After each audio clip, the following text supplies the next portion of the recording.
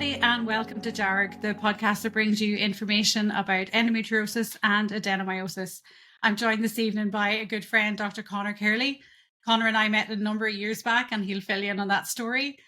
So, Conor, it's brilliant to have you on the podcast. Do you want to give us a little bit about yourself and, tell us how we met as well after that?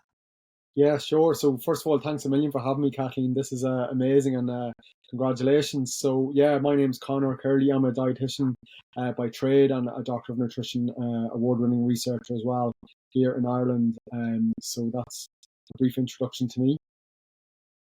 And Conor, I was looking for a plant-based dietitian a number of years back when I held a conference for the EAI.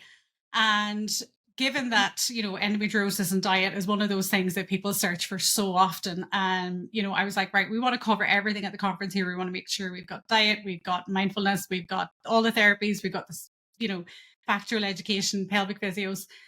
So when I got in contact with you first, you were like, oh yeah, I do talks all the time, no problem. And I come off the phone thinking, I'm not sure he knows what endo is. And I think that might have been the situation for you. Is that right? Yeah, I still remember well. So yeah, you rang me, I think kind of towards the tail end of 2019 and asked me to speak about endometriosis. And as you mentioned, I was more than happy to do so. But as soon as I got off the phone, I remember Googling what is endometriosis. And, I suppose that's part of the problem, isn't it? That endometriosis is just not well enough known. And, I'm a healthcare professional, did 10 years of training, did a lot of research, worked in a lot of hospitals, a lot of research labs. And I had very, very rarely heard of endometriosis ever. And I certainly didn't know what it was. So, as I said, the first thing I did was find out what it was and then how nutrition was involved. And I suppose, the conference, I think, was a couple of weeks away at that stage. So I didn't get to look at everything, but I certainly got to find out some information and present that. But I suppose one of the big issues from that day for me personally was, attending the conference, which I'd obviously never attended before, and seeing how many people were just so severely affected that I didn't really know. So just how common endometriosis was, how severe it was, and then obviously how neglected it is. So that really sparked my interest and passion. And I think if you can remember, I stuck around for the day to kind of find out more after my own presentation, find out more and more and talk to so many people in the room. And I guess I made it sort of my life mission from there to try and help as much as possible. And just unfortunately, a couple of months later, a little thing called COVID-19 hit the world and changed not only my plans, but the whole entire world's plans. So yeah, stifled progress there, but thankfully got back into it. So Perfect. And then we were very fortunate, I think, too, that your interest continued in that because you came to the Below the Belt screening that I had organised the Irish premiere there on the 6th of October last year.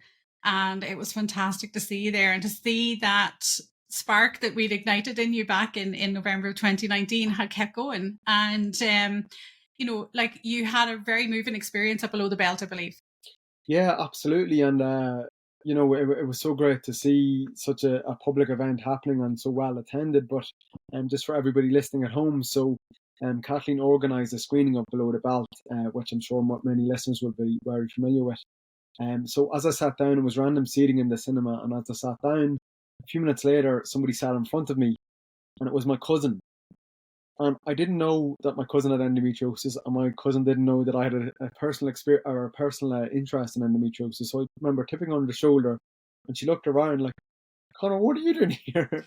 And I was like, "Well, what are you doing here?" And then that's when I found out. So I kind of used that as a sign, that this is just so common. It affects my family as well, but so many families all over the world.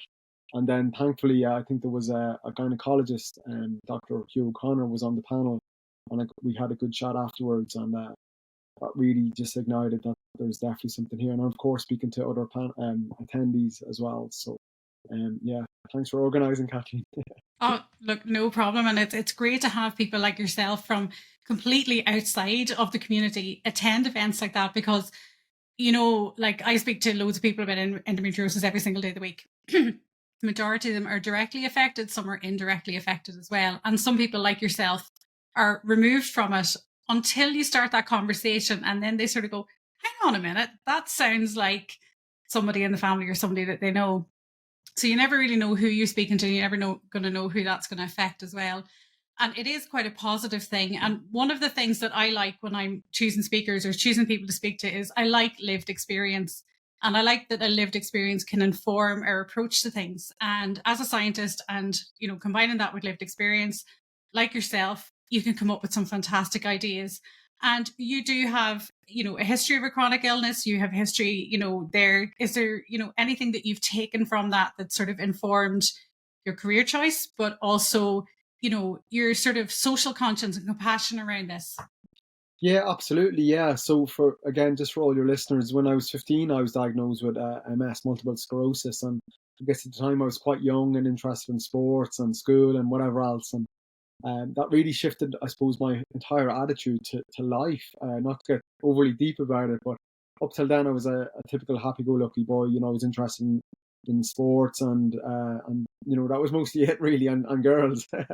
But then the diagnosis and the severity of my illness early on really changed my attitude to life, and that's the be all and end all. So back then, I became really paralyzed on the left hand side of my body. I lost about 90% power and function. So, I couldn't walk, I couldn't tie my laces, I couldn't use a knife and fork, I couldn't do anything really. And it was a long process through different therapies, physio, OT, etc., speech and language therapy, that I gradually regained function. And then unfortunately, as I was getting back to health, I had a second relapse, this time on the right hand side of my body. And that's when the diagnosis came, and all the scans and lumbar punctures and blood tests in between.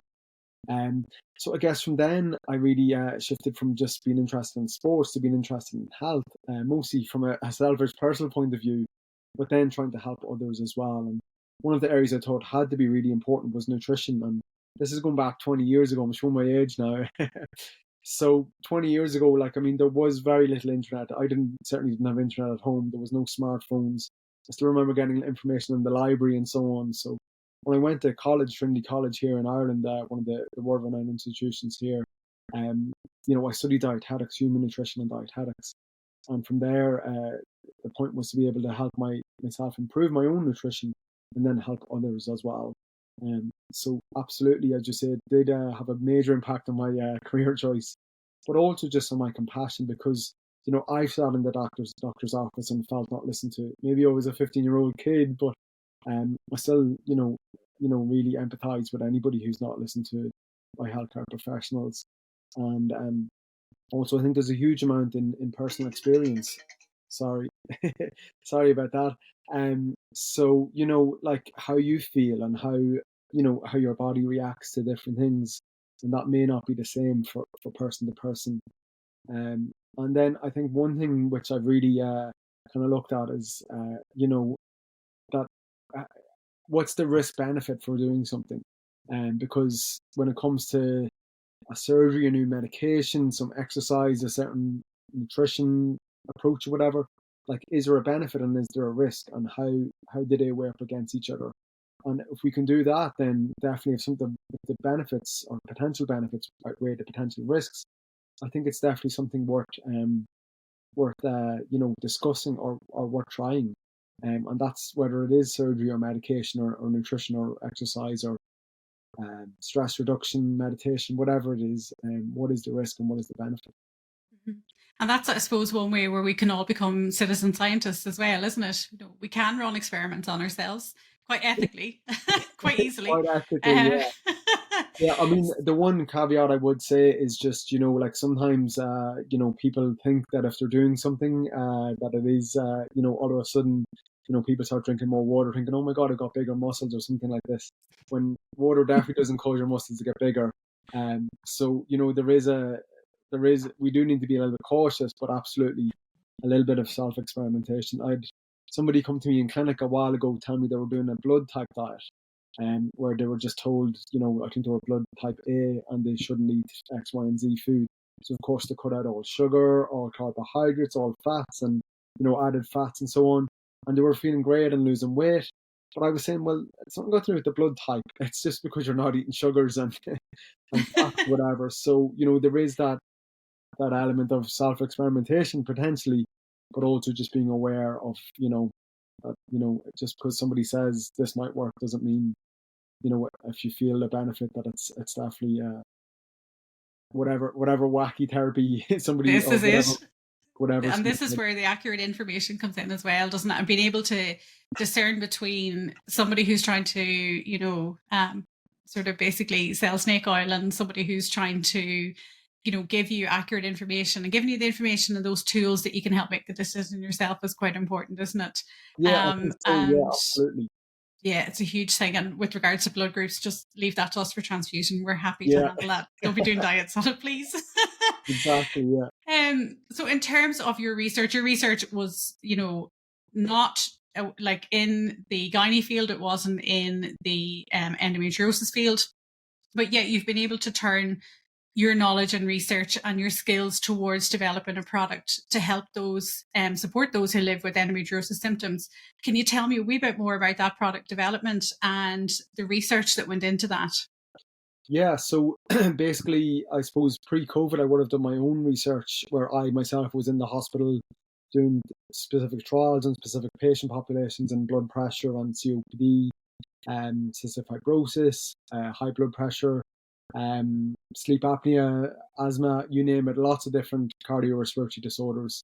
And, we won lots of awards and wrote lots of papers and so on, and all the research is published. And that was brilliant. But I guess it really taught me how to navigate the research field, how to read a paper, how to interpret it, what was significant, what wasn't, what was of value to the patient on the ground as such, as opposed to just saying, well, this might have a small effect on something which is largely irrelevant. So, as I say, my passion for endometriosis was ignited back in 2019 at the conference you kindly invited me to speak at, and then at the movie screening, I really thought so. What I was trying to do was help as many people as possible all over the world. And obviously, me myself, I couldn't go and see all these people in a clinic because it just, I think there's about 200 million people with endometriosis, which is just amazing, really. And it's only now been scratching the surface of a little bit of, publicity around the fact that it even exists. And that's for healthcare professionals and the public. But that's a different conversation, maybe. So, what I've tried to do is come up with a nutrition product based on all the scientific research that's available to date among people with endometriosis, targeting the underlying pathology, so what actually causes, and we don't know enough about it, but we do know certain aspects, and then obviously the symptoms, and the symptoms, as your listeners well know, can be quite severe, from pain due to pain, infertility, bloating, and so on and so forth. So it's trying to target actually what's happening underneath, and then how that pathology actually manifests. So we've just launched the product this month, October 2023. So it's been on the go for at least 4 years, but really 1 year of intensive work since the movie screening. So we're delighted to eventually launch that product. And the product contains, I just want to make sure I get it right, 17 nutrients, and each of those is specifically chosen by me based on the research in the proven amounts to help with multiple aspects of endometriosis. And those nutrients include things like seaweeds, Irish seaweeds. We have an Indian frankincense extract, which is called Boswellia serrata. We have pineapple extract. We have curcuminoids from turmeric extract. We have ginger extract. We've a really powerful antioxidant called N-acetylcysteine, or NAC. We've another compound called PEA. We've got piperine, which comes from black pepper, silymarin, which comes from milk thistle herb, and then we've got quercetin, which is a type of nutrient called a polyphenol. It's found in things like red onion and green tea, but in really, really small quantities. And then we've also got key vitamins and minerals like folic acid, vitamin B6, vitamin C and D, and zinc. So all of those nutrients in the amounts that we use have been documented to have profound effects on endometriosis pathology and symptoms. And that's, I think, one of the things as well that you'll find that people with endometriosis are looking for, that we've maybe read headlines, and, N-acetylcysteine was one of them recently, and you read the headline and you think, oh, this is going to be brilliant. And then you think, oh, I'm actually taking vitamin D as well and zinc, and I'm taking maybe vitamins, and I'm taking, and you think, if we could combine this in one. So it's nice to see something like that sort of brought together. But did you find that, and certainly from, my own sort of side of it, I find that there's not a huge amount of research in endometriosis in general. A lot of the research that's out there on endometriosis and nutrition as well, we could really do some, good studies, well-designed studies. Could you see a role for something like that in Ireland, or is something like that just too difficult to carry out? Say if you wanted to carry like a randomized control trial, could we do something like that? Yeah, I think look, anything's possible, especially when you get people together and working together. So absolutely, it would be possible.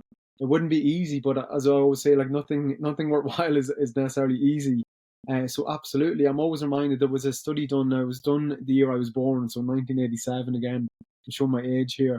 And it was done in the UK, where a group of patients just got together. Now this was, you know, a long time ago, and there was very little therapeutic interventions for MS. And thankfully now there is some, but back then there wasn't. So they got together and they raised money um, by themselves, and then funded a research trial on nutrition themselves, amongst themselves. And that was published by really, really excellent researchers in really, really good journals. And it was kind of cutting edge science for the day. But obviously things have progressed since then. So I always just think of that study, that literally, the power of people, the power especially of patients who are obviously so proactive and so passionate, that it's kind of hard to replicate that. So yeah, absolutely, it could be done. I'm sure you've seen that in the MS community as well as the endometriosis community as well too, that people are more than willing to help and more than willing to give their time. And I suppose I always think of some of the plant-based people that I follow, and there's always that line, there's no money in broccoli, so we're probably not going to see a randomized control trial on broccoli. But in terms of combining a product like that, can you sort of tell me how difficult that was to try and get, like, obviously good quality ingredients, local source ingredients where you can, but how do you bring all that together in something that's, bearing in mind, we usually have dodgy bowels, we usually have dodgy tummies, we might be a wee bit hypersensitive to things, and then you've got the awkward people like me who are vegan and gluten-free. How do you do that? Yeah, well, thankfully we've managed to tick all the boxes. So the product is vegan, it's 100% plant-based, and it is gluten-free as well. And and also suitable for younger adults. I think it's ages 12 and up. Um, so yeah, I mean the process was quite difficult because, as I say, one of the things I saw at my clinic was people were coming saying, well, I'm taking a vitamin D and vitamin C and zinc and 5 or 6 botanicals and whatever, and all of a sudden they're on 10, 15 different preparations, and that's just their supplements, never mind any medications or anything else. And I was just thinking, God, like it sounds really expensive and really painful to have to take 15 tablets or 15 different preparations every day. And a lot of people then were coming and saying, oh, I'd heard that such and such was good, or I'd read this on a blog or something, or saw it on Instagram or TikTok. I was thinking, well, there's absolutely no evidence that that's good, and there's actually some evidence that it's harmful. So I certainly wouldn't be recommended it. And then they were like, oh my God, like throwing it in the bin as we're walking out the door. I was thinking there has to be a better way. And that's kind of the reason why I founded a nutrition company. You'll have to forgive me. I'm in my office here, so all the boxes here are behind me. So the company's called Phytaphix, where phyte means plant, and then fix to fix your health. So plants to fix your health, fight to fix your health, Phytaphix. So when we were doing our trials to get the product tested, it was really, really cumbersome. We had to try and combine everything which we found was effective in a single product. So that we had to combine all of the ingredients in the optimized doses and then try and put that into a capsule. And this was extremely difficult because we had to, if you can imagine, we had to weigh them, we had to blend them together. Certain elements kind of fought, they didn't like each other. And certain elements kind of stuck together, other elements almost like, ran away from each other. So it was really tricky. And then to try and get the amounts that we were looking for, in other words, the effective amounts, was very, very difficult.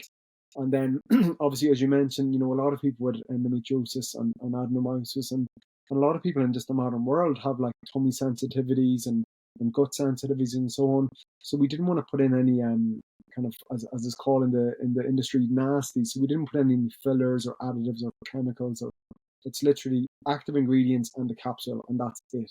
So there's nothing else in there. And we even were able to source a capsule made from fermented tapioca. So again, if there is anybody with a dodgy tummy or bowels, this is probably as safe as you're going to get with all natural ingredients. That's brilliant. Like that is a great achievement because, I know myself from like over the decades of mixing and matching and combining all sorts. Yeah, it can be hard in your system, and it's usually the fillers. I think that most people just find intolerable as well too. Yeah. And in terms of, if I was to take your product now and say, right, can you give me the biggest influence that's in the hormone fix, or what's the one ingredient that you really didn't want to leave out? Oh, okay. So if we go first question first, so the biggest influence, I mean, for the person themselves taking it, I think pain. If somebody is in pain, regular pain, I think they will notice a reduction in pain, and that we based on our own research and the research which is available, we imagine that will come relatively quickly, maybe within 4 to 8 weeks. But other benefits may take a little bit longer. Um, and the composition has been shown to have things like serum estrogen levels, which is obviously a major contributing factor to endometriosis. Also CA125 levels, which again I'm sure many of your listeners will be very familiar with, so that we can actually lower both estrogen and CA125 and inflammatory markers and progesterone. Sorry, not progesterone. Um, Prostaglandin E2, which is one of the other kind of sensitive markers that's used for endometriosis. Also, just in terms of the actual the period cycle, it does seem to be able to reduce volume and duration of bleeding, which again maybe not will affect everybody, but anybody who does affect, it does seem to have that effect in lowering, as I said, the bleeding duration and volume within 4 to 8 weeks. But we think a little bit longer for the overall benefit. And one thing I should just say for your use, I actually I see one over here on the desk. I'll grab it in a second. Um, the product comes in a pouch of 90 capsules, and we recommend 3 a day to get the full doses. But after maybe like 3 or 6 months or something like that, it's probably possible to go down to 2 a day and maybe even 1 a day. But we definitely think to start off at least 3 a day. We currently have it only available as capsules, but in the future we are going to explore having it as a powder. We just take 1 spoon of powder every day as opposed to 3 capsules. But for now, capsules are what we're using, and people seem to be reporting really good results, even though, as I say, we just launched it. That's good. That's good early feedback as well. And I think too, one of the things, and it's a real bugbear of mine as well, is that when we have research done about us, but that doesn't include us, and you were very good. You included, the endometriosis community in the product development as well too, looking for feedback and looking for input and looking for, just the genuine sort of raw comments back from people, because we are usually quite brutal. And it's great to have that, because I've seen too many things go from research to publication, go from research to product, where they've obviously never spoken to a patient in their lives, because it should never have got to that point. And we're living in the land of influencer branded products as well too. And not to say that some research didn't go behind that, but there's nothing stopping me from, going on to a particular country's website and ordering a product and putting my name on it and calling it whatever. So again, it's very important again that people do look at not just the science behind what is out there, but also who is behind that, and does that person have the credentials.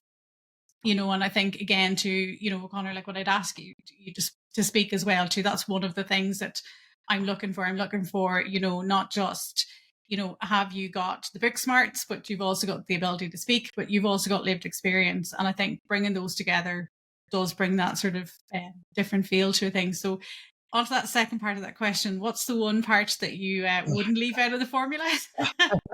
The awkward question. Wow. God, I don't even know, to be honest. like looking at some products which seem to be popular or maybe targeted towards people with endometriosis, they might contain one element which our product contains, or maybe two at a push, or maybe it's just generic things like the vitamins. But we put in, the kitchen sink. We have everything in there which has been shown to be beneficial. So which one would I leave out? Which one would I not leave out? That's a pretty tricky question, I have to say. So I might have to take a pass on that one. But I suppose one thing, not to cop out, but one thing I was very conscious to do was include some of the key vitamins like vitamin B9 or folic acid. Because obviously, some people using this may be of childbearing age and may, in fact, be planning or hoping to get pregnant. And it just means that they can say, well, look, that product has everything in there.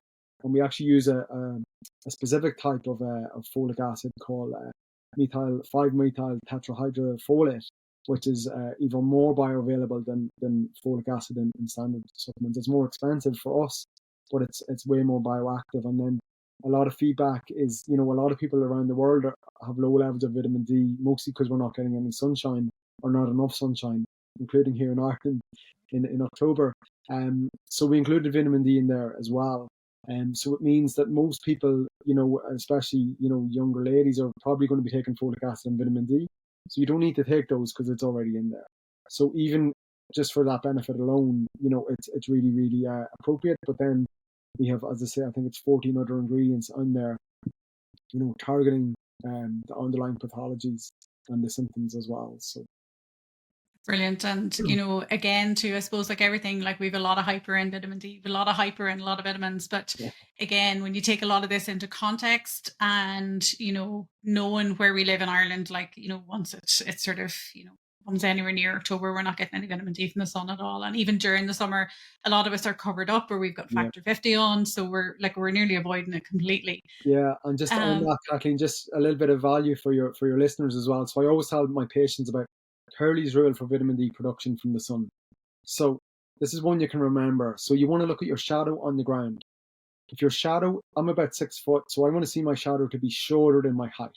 So in other words, to be 6 foot or less. And if it's not, forget it. If your shadow is really, really long, no vitamin D. And it's got to do with the angle of the sun penetrating the ozone layer by the time it hits the Earth's surface. So it doesn't matter where in the world you are, what time of year it is, or what time of day it is. Check your shadow. First of all, if you've no shadow, forget it.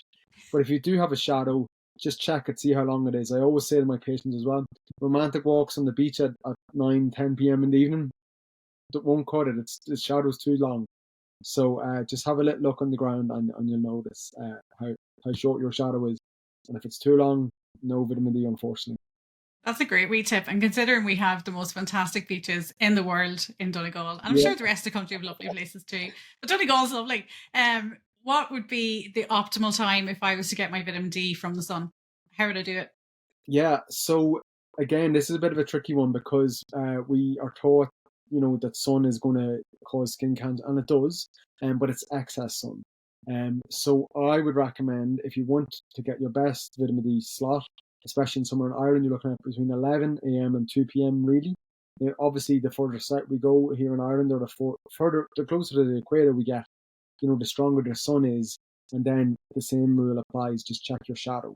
But somewhere in Ireland, or let's say North America, Canada, Scandinavia, UK, parts of like South Australia and New Zealand, a good time is 9 to 2.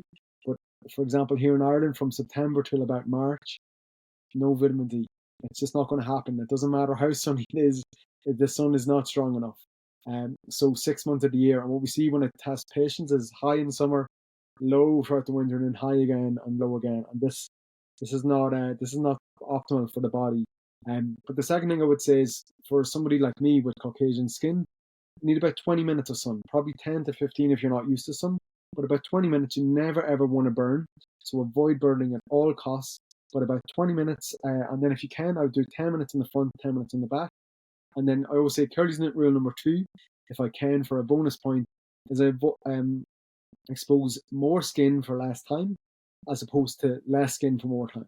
So in other words, don't go out for 4 or 5 hours with just your face. Go out for 20 minutes in like a shorts and vest or a swimming suit or something like this, and expose as much skin as you can. And I'm not saying the streak or anything like that. I can't claim Kerley's rule number 2 when I'm arrested, no? No, I'm not taking the blame. But for example, if you just take my arm, for example, here, if this bit is exposed to the sun and then, I'm wearing clothes and I roll down my sleeve, this bit will stop making vitamin D after about 20 minutes. But the new bit that's exposed here will start making vitamin D from scratch.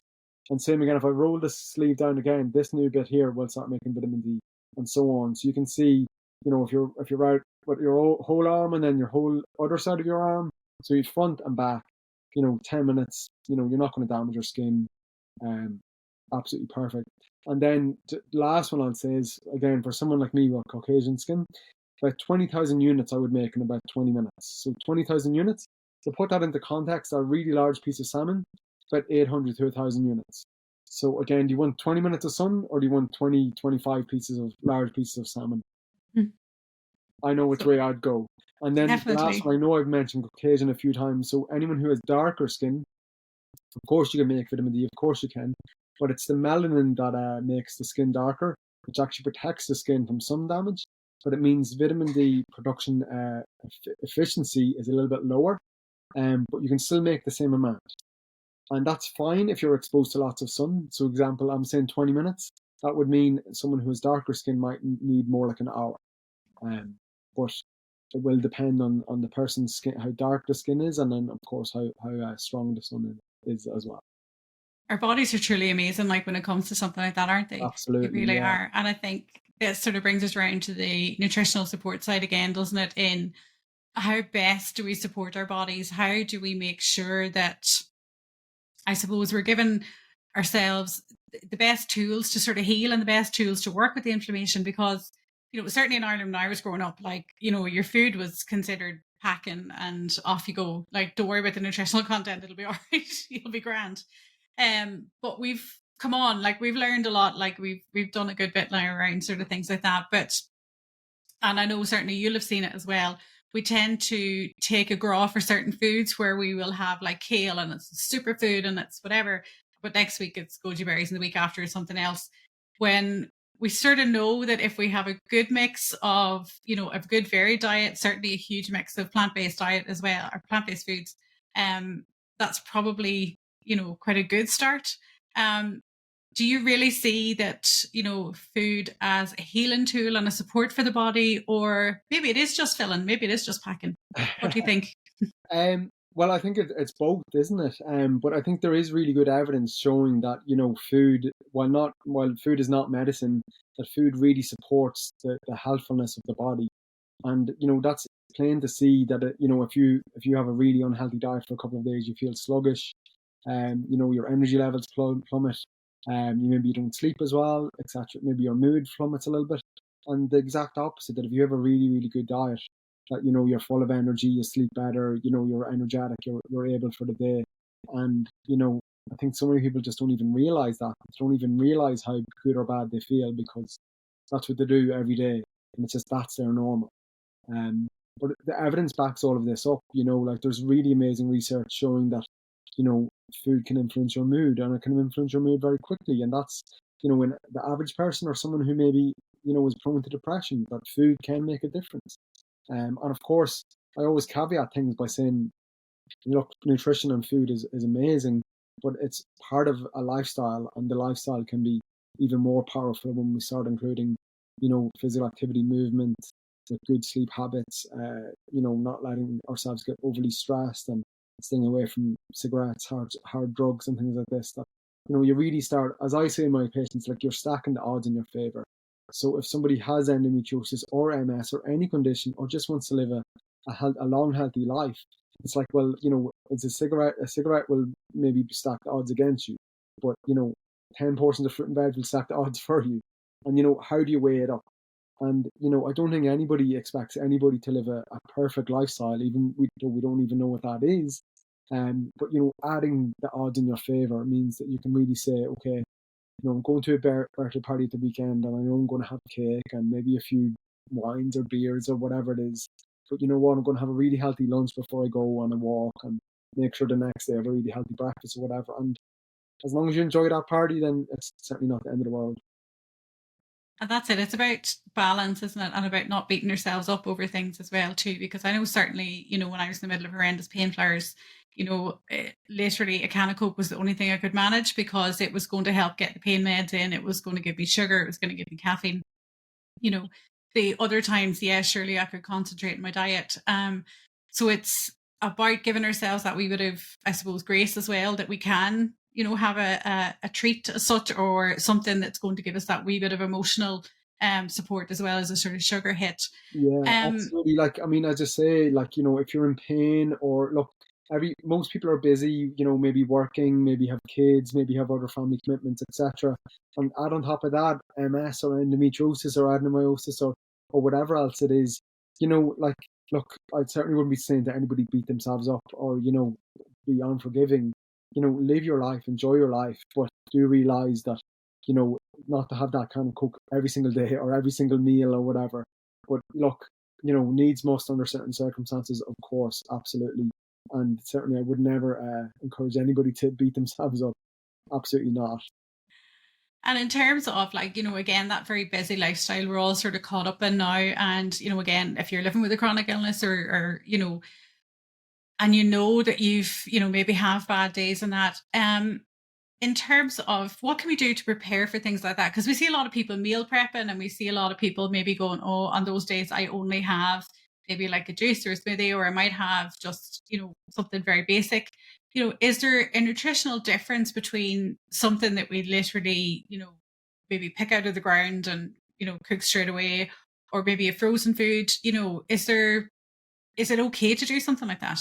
Absolutely, and I would certainly encourage it for sure, because as you say, if there's something in the freezer ready to be defrosted and cooked or whatever, or just thrown in the microwave, it's certainly going to be much more satisfying and healthy as such than nothing, or a big takeaway, or whatever else it is, or running out to the supermarket and getting, as you say, the Cokes and the chocolates and whatever else it is. So yeah, absolutely. So just on a very basic level, we tend to think of fresh is best and etc. And sometimes it is, but sometimes it's not necessarily. So for example, if we take vegetables as a good example, vegetables are picked, and then if they're sent to the supermarket, that could be a 2-3 week journey by the time they're picked in whatever country they're picked in, shipped all over the world, and then end up at a supermarket, maybe sitting on the supermarket for a week, 2 weeks before you buy it, and then bring it home for a couple of days, and then you cook it. Whereas sometimes, what they'll do is they'll pick it in the farm and let you flash freeze it immediately. So they'll lock in a lot of the goodness, and then what you're buying is that locked in goodness, and that's what you cook and that's what you eat. So I eat a lot of frozen stuff. It's so convenient. It's often cheaper. It's often just as tasty. So absolutely, frozen is great. And a great example, if somebody makes, for example, a curry or a bolognese or something like this, just make a little bit of an extra portion and just freeze 1 or 2 portions for yourself, stick them in the freezer, and then when things aren't going so well, then, if you're just really, really busy, stressed, or, as you say, in pain, you can just defrost that, cook that, and then, at least you're nourishing your body, but you're not putting yourself through, torture trying to cook and shop and so on. So frozen, absolutely brilliant, yeah, for sure. Brilliant. And that is a good help. And it's, like even a bag of frozen veggies, thrown into any soups or stews or things like that, like it stretches them out as well, which is Really brilliant. does, yeah. Yeah, it's great like that, and it's, as you say, being able to just throw that extra portion in is really, really good. Now, as you'll know, over the last number of years online, there is a huge rise in misinformation and misguidance out there. And, the endometriosis community is not immune to that, unfortunately. And a lot of that is around the notion that there is some sort of endo diet. And it's something I get asked quite a lot. And I know where the notion stems from. And I know that, when you try and put all these things together, it leads to a very restrictive diet and a very restrictive lifestyle for a lot of people. So I'm sure you've seen that the sort of commentary on that. And, do you think there'll ever be something like the endometriosis diet? Will that ever be a thing? Or are we all too individual for something like that? Well, I think at the minute, as you mentioned at the very start, we don't have enough research really in endometriosis in general, but including when it comes to foods, nutrition, and diet. And we just don't have enough information. in saying that, there is some research which is quite suggestive. And if we even just pare it back and think of like some of the features of endometriosis, like inflammation, estrogen, oxidative stress, like these can definitely be targeted from a nutrition point of view for sure. So I would imagine that probably the optimal diet for endometriosis will eventually be shown to be high in anti-inflammatory foods and low in pro-inflammatory foods, high in foods which are antioxidant. And as I always say to my patients, if you imagine an apple and you take a bite, after a few minutes it starts to go brown. That's the oxygen damage in the apple. And that's what happens inside us, all the time as we're breathing. So there's two ways to stop it. Number one, don't breathe. And number two, eat an antioxidant rich diet. And antioxidants come from colourful fruits and vegetables, herbs, spices, beans, nuts, seeds, green tea, things like this. These are really, really high in antioxidants. And some of these foods have also been shown to, be anti-inflammatory as well. So it makes sense that these sort of foods would be really beneficial in the context of endometriosis and adenomyosis and inflammation in general, which inflammation kind of drives a lot of processes in the body, from diabetes to heart disease to cancers and MS. That inflammation is so important. At the minute, there is no solid nutrition evidence, really, but there's some very suggestive evidence that certain things can be important. I know there's a lot of interest in FODMAP, the low FODMAP diet, and also gluten and gluten-free diets and endometriosis. And it really seems to be a crossover with IBS.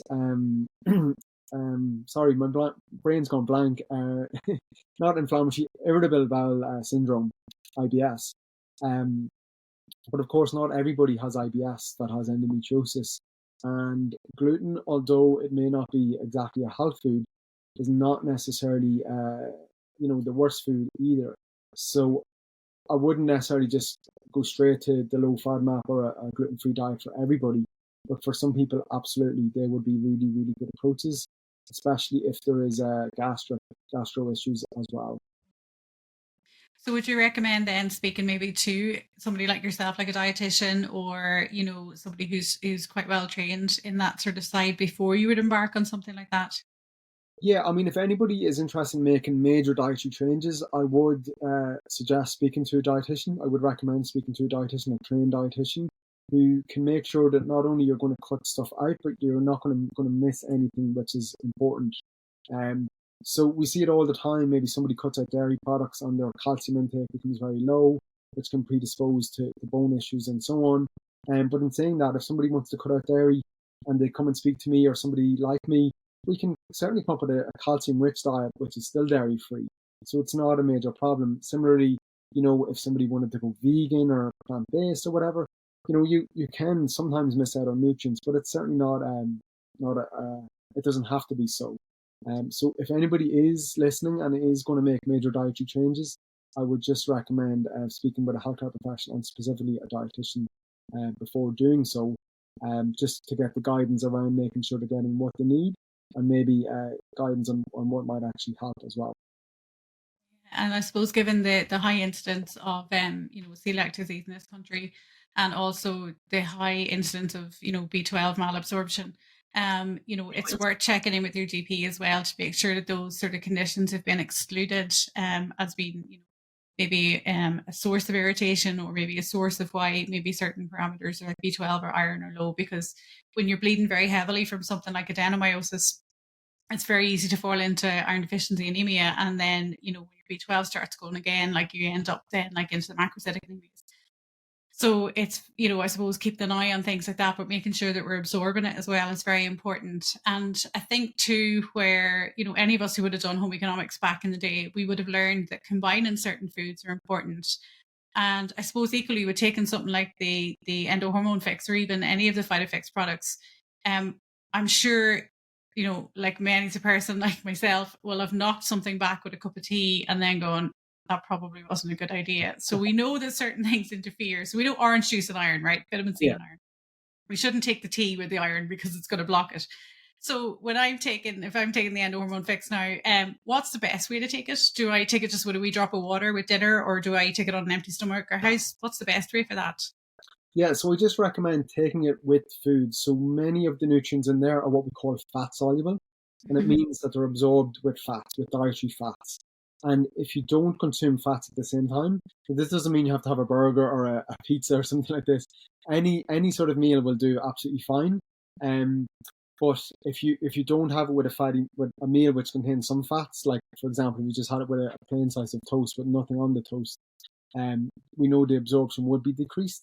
But in just an average meal, like let's say porridge in the morning with some seeds, or lunch with let's say a sandwich and a yogurt or whatever, and just like a stew for dinner or something, any of those meals would be absolutely perfect for helping to absorb it.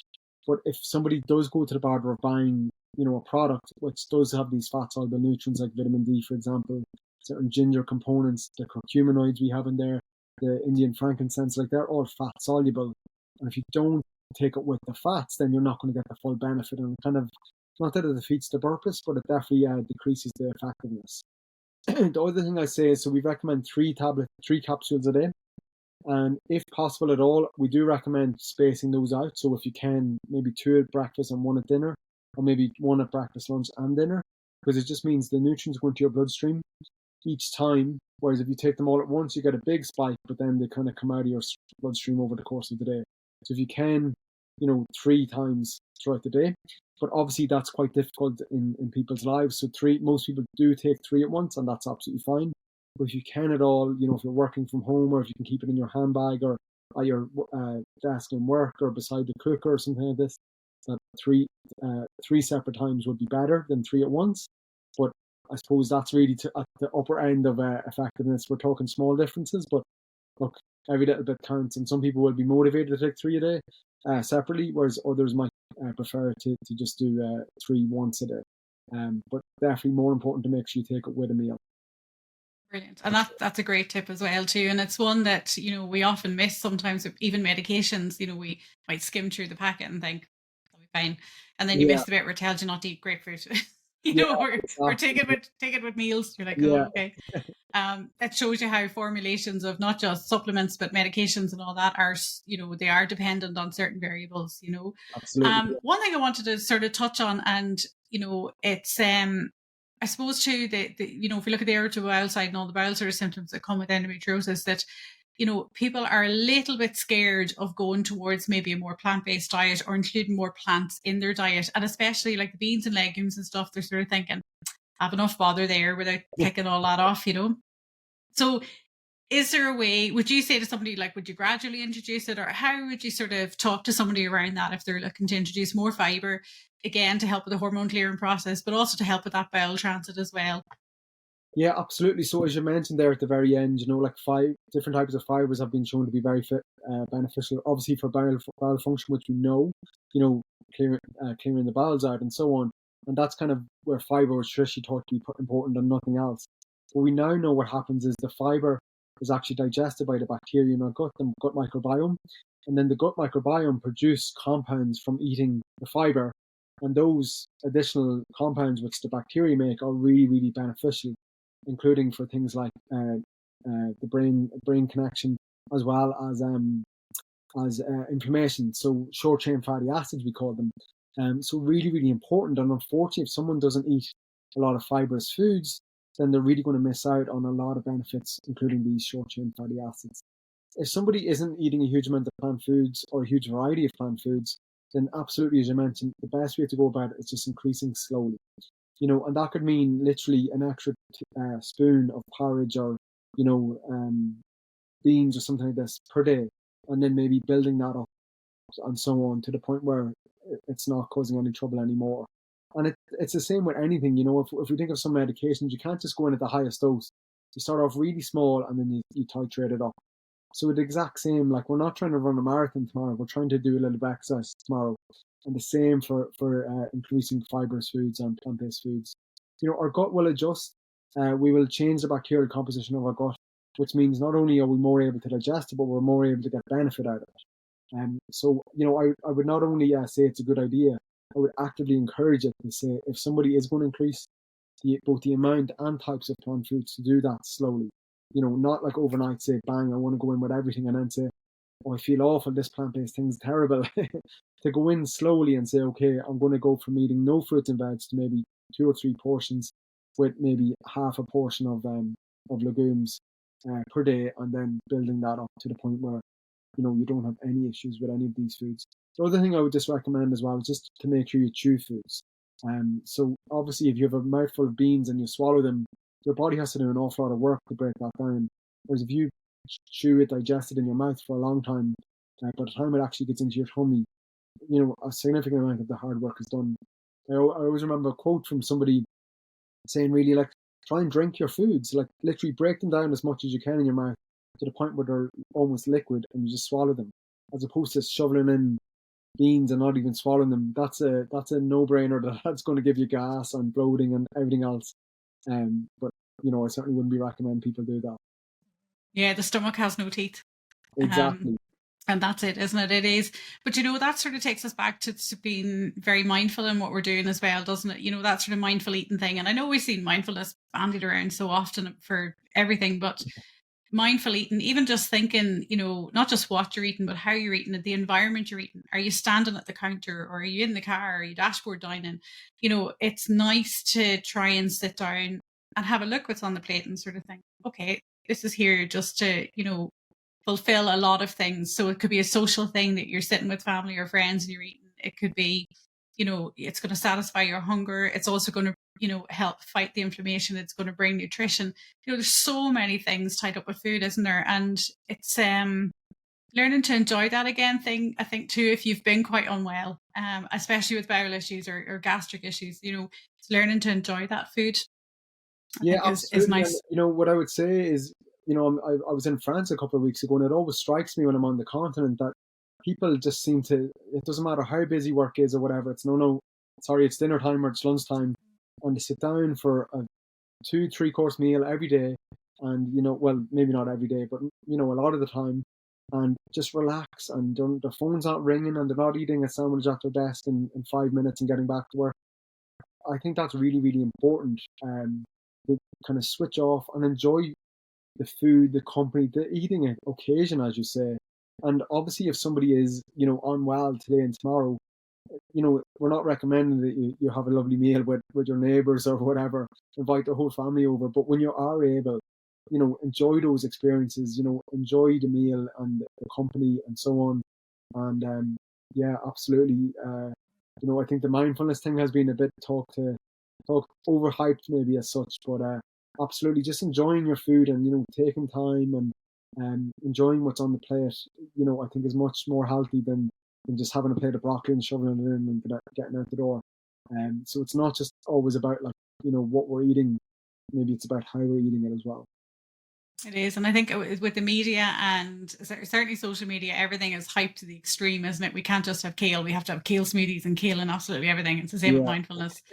And it's, I suppose, again, this always, and I'm always banging on about this, people are sick of listening to me talking about the 1% theory, but it is that. It's those tiny, tiny changes that all add up that make a difference, and that might be something, again, adding in that wee bit of extra porridge that we supplement, or, eating slightly differently, or changing the times when you eat your meals as well can sort of help too. But you touched on one of my other favorite topics, and I'm going to grill you on this now for a wee minute. The microbiome. So are we just really here to serve the gut and other microflora that we have? Or is it the other way around? Wow, that's a big question to start off. I think we're really scratching the surface of the microbiome research, and really the microbiome essentially refers to the bacteria within the gut. But we also have a microvirome, which is the viruses within the gut. And then we have fungi within the gut, and we have lots of different things going on in there. And we're really only scratching the surface. So people tend to think, maybe if they have, I don't know, as you say, kale, maybe if you have kale, then your gut's really happy and your bacteria all running around, without realizing that there's probably thousands of different types of bacteria, and maybe tens of thousands of just different strains and so on. So it's not like taking one food or something. This means the whole entire gut is happy. and taking one bad food means, bad food means the whole entire gut is unhappy. But the gut really does seem to be quite important for a number of things, a number of reasons. But the nice thing is that kind of the things we've been talking about, in terms of lifestyle and nutrition for forever, really seem to hold true. So we mentioned fiber. Really, two ways that we can nourish the microbiome are, number one, with fiber, which, as we said, the microbiome or the bacteria in our gut actually digest and make the short chain fatty acids. And the foods which are high in fiber, as we said, were like the whole grains, your wholemeal pasta, potatoes with the skin on, fruits, vegetables, beans, nuts, legumes, and seeds. Whereas we're not going to get any in meats and dairy and so on, and eggs or whatever else it is. So if you want to have a diet high in fiber, then they're the foods you need to eat. But the other route then is something called polyphenols, and these are I mentioned these earlier because they're in the hormone fix. But polyphenols also nourish the gut in a similar way. And polyphenols then are found in, again, your colourful fruits and vegetables, your herbs and spices, your green tea, your dark chocolate, foods like that. And then it just so happens that they're really the foods that have fibre and polyphenols. And there's very few polyphenols in, again, the animal products as such. And say if somebody wants to increase these foods, they may think about talking to a dietitian. And if somebody wants to decrease the animal products for various reasons, again, that's absolutely fine. But just consider seeking professional advice from a dietitian before doing that. But do we serve the microbiome or vice versa? It's a deep question, but I think really what's coming more consistent is the microbiome is really, really important. But even research is coming out now showing that stress is not so good for the gut, for the microbiomes, and we can measure this. And also physical movement, physical activity seems to be really good for the gut as well. So it's kind of showing a new way that the old things are beneficial for us. It's still the plant foods, it's still the exercise, it's still the stress reduction. But now we're saying, oh, that's really cool. It has this effect on the microbiome. But you know what? It's still really doing the same thing. So, there's major advances for sure. But at the end of the day, what do you and I and everybody else listening to need to do?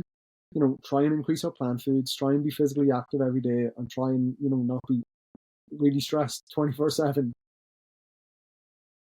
That's it. And it is as simple as that, though, isn't it? And introducing that variety into your diet as well, too. So, many plants, many sources. And, I think we forget, too, that plants include, seeds and spices and fruits as well, too, because people often separate fruits out from the vegetables. So there's such a wide variety out there for us as well, too. And it keeps the bugs really Yeah, happy when they see a mix of things. absolutely. So It really does. there's some really fascinating research showing that, if you have a choice between, let's say, 4 apples every day or 1 apple and 1 orange, so 2 portions versus 4, but the apple and orange together would be more beneficial than the apples alone. And a really simple way to think about it is just say apples are really high in one nutrient and really low in another, and oranges are really high in one nutrient and really low in another. And obviously, by having an apple and an orange, you're kind of getting the best of the both worlds. But if you're adding in some strawberries and some bananas and some kale and some linseed and some wholemeal pasta and so on, then you're really hitting a lot of different ticks as such. So I think people come out now saying try and have 30 plants per week, which sounds like an awful lot. There's only 4.5 different plants a day, so it's not that difficult. But also I always just think, well, why limit it? Just say, like, eat as many different varieties of plants as you can, and maybe it should be 60. I don't know. I don't think anybody knows, but I don't necessarily agree with setting a limit 30. Aim for 30. Aim for 100 and see how high you can get. But definitely variety is so important. And even just for our taste buds, if we have the same thing every day, we kind of get a little bit bored and so on. So yeah, absolutely, variety. So, and look, literally variety is a spice of life. So use a variety of spices, right? But the same thing goes for physical activity. Like if we just say, well, I'm going to go for an hour's walk every day, that hour walk will all of a sudden feel like 2 hours after a month or 2 months.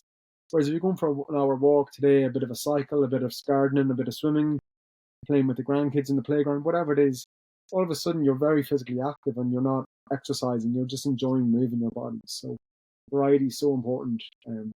for so It many is, reasons. and we've quite elaborate brains for the shape and size of us, and it keeps the brain stimulated as much as everything else. That difference, and we'll know that if we haven't been for a walk in a particular area in a while, you rediscover things, don't you? And it's Yeah, great.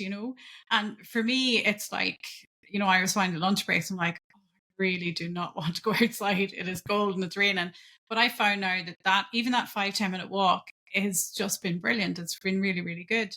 And again, to that sort of mindset of me being, oh, it has to be all or nothing. It has to be an hour flat out killing myself in the gym or nothing. And it was more often nothing. So I think we need to know, I need to take the approach I take to food to also exercise in that as well, that yeah. little bits and often are really good. And that variety that you've mentioned as well too is fantastic. I think earlier on you were talking about that 1% thing, and one thing I would just say to anybody listening is it's just consistency is way underrated, as opposed to just say, okay, I'm going to the gym now, I need to do an hour of high intensity or whatever. Like, you're not going to do that every day, but if you're saying, right, every day I'm going to go and move my body, that's much more beneficial than saying I have to go to the gym and kill myself for an hour. And the same for nutrition. If you're saying, well, look, every day I'm going to make sure I have a really healthy breakfast and I at least have salad with my lunch, no matter what else I have, and some soup with dinner or something. If you do that all the time, then it doesn't matter so much if you do end up having a pizza or a burger or whatever else somebody might like to have.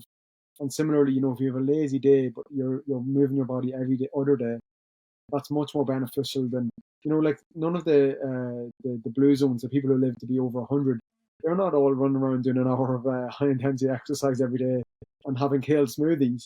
They're really enjoying their food with their friends and their family. They're physically active all the time, even until they're 100 and 110, and they're just consistent. So if I had an idea for people listening, go for consistency as opposed to perfection, because we don't even know what perfection is, even if it was something we're aiming for, we don't even know what it is. So I just love that. I consistent. think that has to be the best curly rule there. Like, I think you need to patent that one. Yeah, it's going to be I like that. consistent, right? Connor system. Trademark that quick, Trademark. Yeah. Oh no, but it's so true, isn't it? Conor, it has been absolutely fantastic chatting with you again, and we could be here all night. There's no doubt about it, because I've got Yeah. loads of things I could be picking your brains on.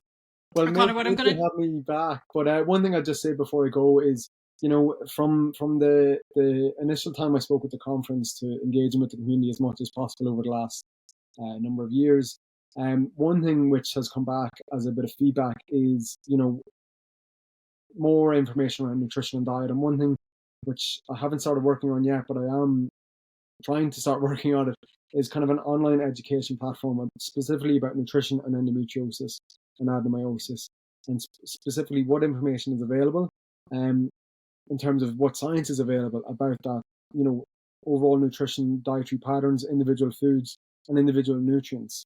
And if anybody is interested in that, just engage and let me know. It's a thumbs up or you're not interested. And the more people that tell me this is something they're interested in, then the harder I'll work to get it as soon as possible. And I just see hanging over here, before I go, just to show everybody that's watching, this is our famous product here. So Endo Hormone Fix, if it comes out there. And sorry, with the light, Endo Hormone Fix. So Endo Hormone Fix is the name of the product. And hopefully we can put some links out as well. Perfect. I'll put all the links in the show notes, and certainly we get this shared out in social media as well too. We'll get the links over there. Conor, again, it's been fantastic chatting, and thank you so much for your interest in endometriosis. So you certainly did not have to take my phone call that day in 2019, but you took it, ran with it, went up the mountain with it, and have come back down the other side with, insights, research, and again, fantastic support for the community. And that's something, certainly on behalf of the community, I want to thank you for. Normally people have a very direct link into endometriosis, and like I say, you came from the outside as such, but discovered that it is always very, very close. So thank you so much for that. Yeah, and likewise, Kathleen. Like ever since we met, I've just been so impressed by your energy and your passion, and I hopefully bring a little bit of that to my work with Endo, but MS and so on as well, and hopefully we're only getting started. So I'm so glad I took that phone call and went up the hill. Perfect. Thank you so much. We'll chat to you all later, and thanks for listening to this episode of Dark. We'll catch you all soon. Thanks, Kathleen.